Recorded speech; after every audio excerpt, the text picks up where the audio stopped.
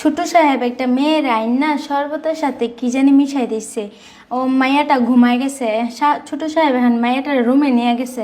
ওই যে দেখেন গ্লাসের মধ্যে ইঞ্জেকশনের সাথে কি জানি মিশাই দিছে। কি বলো, দেখি দেখি, আসো তো।